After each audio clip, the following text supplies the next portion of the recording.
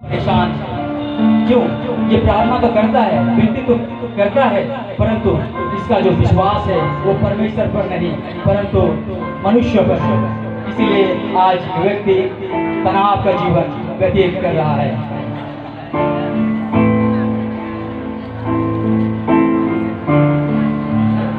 इस व्यक्ति को देखिए कितना डरा हुआ है।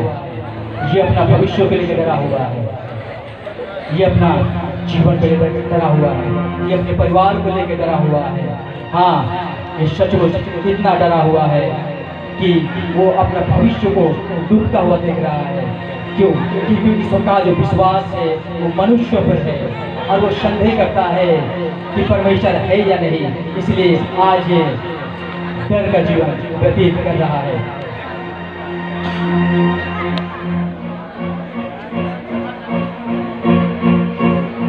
देखिए इस व्यक्ति को देखिए कितना घमंड से भरा हुआ है। देखिए कितना घमंड से भरा हुआ है।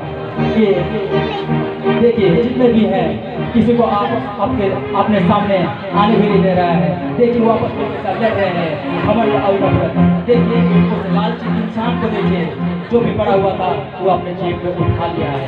देखिए ये है इस संसार में ये लोग जैसा जीवन व्यतीत कर रहे हैं तो दुख के साथ, लालच के साथ, नफरत के साथ, तनाव के साथ, घमंड के साथ और डर के साथ अपना जीवन व्यतीत कर रहे हैं। मगर परमेश्वर जो है वो अपने लोगों को नहीं छोड़ता है। सचमुच परमेश्वर अनुग्रहकारी और दयालु परमेश्वर है। वो निश्चय ही अपने दास को इनके माध्यम में भेजेगा और इनका जीवन को निश्चय रूप से वो परिवर्तन करेगा। हाँ, हम विश्वास करते हैं वो अपने दास को निश्चय रूप से वो भेजेगा। हाँ, देखिए परमेश्वर ने वो काम कर चुका है। वो परमेश्वर का दास को भेज चुका है अपने वचन सुनाने के लिए।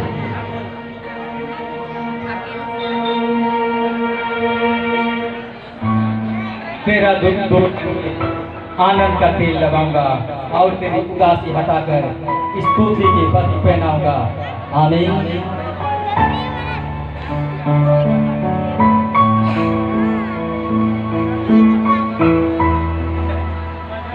ये देखिए जो दुखी व्यक्ति था उसका नजर जब समस्या पर थी तो वो दुखी जीवन व्यतीत कर रहा था, लेकिन जब ईश्वर का वचन उसका हृदय में आया तो वो आनंद से भर गया। ये है परमेश्वर का अनुग्रह, ये है परमेश्वर का प्रेम। परमेश्वर का धन्यवाद हो।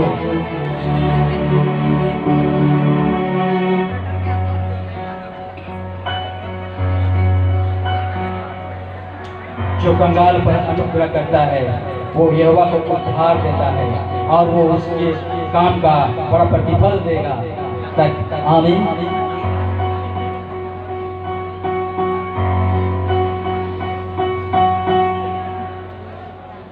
देखिए उस व्यक्ति को देखिए जो एक समय था कि लालच से भरा मगर एक समय आने तो दानी बन चुका है और सबको वो दान देता फिर रहा है। इसी तरह और क्या हो सकता है? परमेश्वर का प्रेम देखिए कि वो एक लालची इंसान को दानी बना चुका है। सत्य परमेश्वर महान है।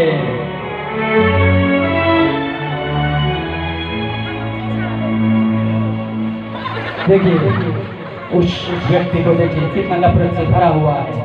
वो परमेश्वर का दास को भी नहीं पहचान रहा है, मगर आज परमेश्वर का प्रेम असीम है, वो निश्चय उसको बदल डालेगा। परमेश्वर प्रेम है और जो प्रेम में बना रहता है वो परमेश्वर में बना रहता है। यहाँ तक आमीन।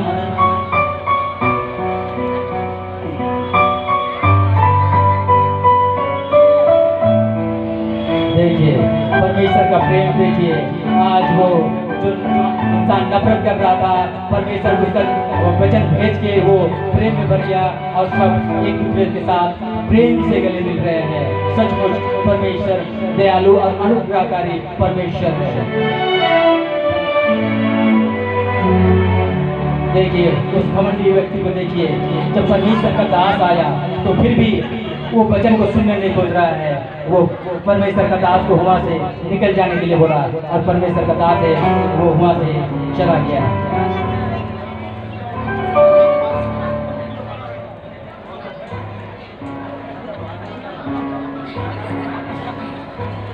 अपनी सारी चिंता मुझ पर डाल दो क्योंकि मुझे तुम्हारा ध्यान है।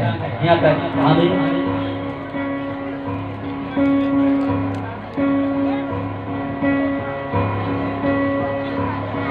देखिए इस व्यक्ति को देखिए, जब इसकी नज़र जब समस्या पर थी तो इस तनाव का जीवन व्यतीत कर रहा था, लेकिन जब परमेश्वर का वचन आया तो तनाव विश्राम में बदल गया।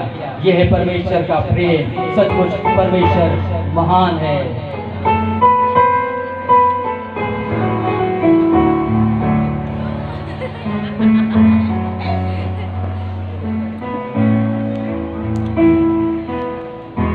मत डर क्योंकि मैंने तुझे छुड़ा लिया है, मैंने तुझे नाम लेकर बुलाया है, तू मेरा ही है।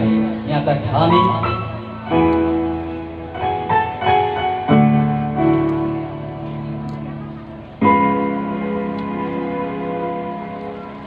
देखिए इस व्यक्ति को देखिए, एक समय था कि वो डरा हुआ था, मगर परमेश्वर का प्रेम देखिए डर को साहस में परिवर्तन कर दिया। आज सचमुच परमेश्वर महान है। चाहे उसके जीवन में जितने भी संकट मुसीबत क्यों ना आए, जितने भी कठिनाइयां क्यों ना आए, परमेश्वर उससे आज साहस के साथ खड़ा हुआ है, क्योंकि परमेश्वर का वचन कहता है कोई विपत्ति तुझ पर ना पड़ेगी, ना कोई दुख तेरे डर के निकट आएगा, क्योंकि वो अपने दुखों को तेरे निकट आज्ञा देगा कि जहाँ कहीं तू जाए वो तेरी रक्षा करे। सचमुच परमेश्वर अपने दुखों को भेज की इसकी निश्चय ही रक्षा करेगा। मगर उस घमंडी व्यक्ति का आज भी जीवन परिवर्तन नहीं हुआ है, लेकिन परमेश्वर जो है वो छोड़ने वाला नहीं है, क्योंकि उसका वचन कहता है मैं न तुझे छोड़ूंगा और न तुझे त्यागूंगा। हाँ, निश्चय ही परमेश्वर उसका दास को भेज के उस घमंडी व्यक्ति का मन को परिवर्तन करेगा। ये हमारा विश्वास है। हाँ, निश्चय ही आज वो परमेश्वर का दास को वो भेज रहा है।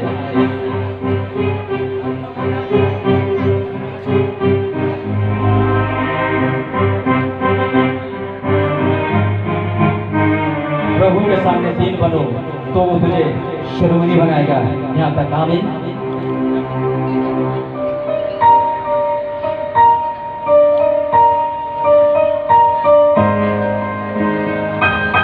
सच में परमेश्वर महान है। आज देखिए वो घमंडी व्यक्ति जो था वो परमेश्वर का दास को एक समय था कि वो चले जाने के लिए कहा था, लेकिन परमेश्वर उसके दास को भेज के वो फिर से वो उसका मन को परिवर्तन किया और वो देखिए घमंडी नम्रता में बन गया। सच में परमेश्वर का प्रेम है, महान है, दयालु है। देखिए जब ये लोग संसार में थे तो इसका जीवन जो है कैसा था, लेकिन जब ये परमेश्वर का वचन इसका हृदय में आया तो नम्रता, विश्राम, दानी, आनंद, साहस और प्रेम के साथ आज ये अपना जीवन व्यतीत कर रहे हैं। क्यों? क्योंकि परमेश्वर स्वयं प्रेम है। इसीलिए आज हम में से हर एक को भी प्रेम में बने रहने की आवश्यकता है।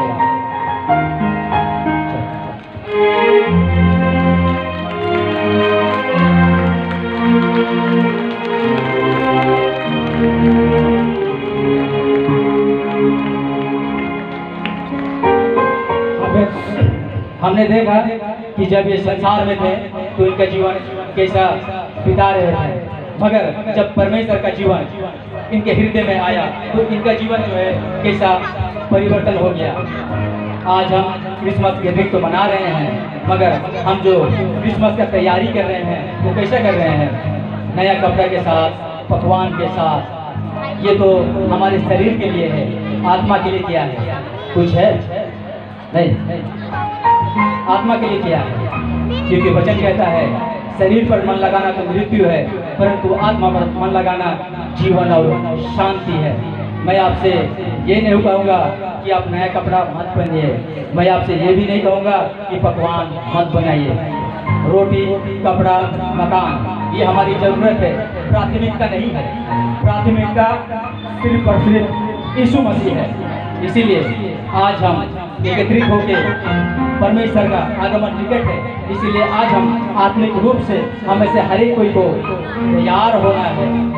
इसीलिए आइए आज हम इस क्रिसमस में, इस नए साल में अपने आप को बदलें और अपने पाप बुराई को छोड़ के, यानी कि अपना पुराना मनुष्यता को उतार के नया मनुष्यता को पहन ले। और हमें ये विश्वास है कि हम इस क्रिसमस में, इस नए साल में हम निश्चय रूप से परमेश्वर का वचन को ग्रहण करेंगे और नए तौर से, आत्मिक तौर से हम आगे बढ़ेंगे। प्रभु इस संदेश पर आप सबों को बहुता है आशीष दे। आप सबों को मेरी Christmas and happy new year. और हम सबों की ओर से आप सबों को यीशु का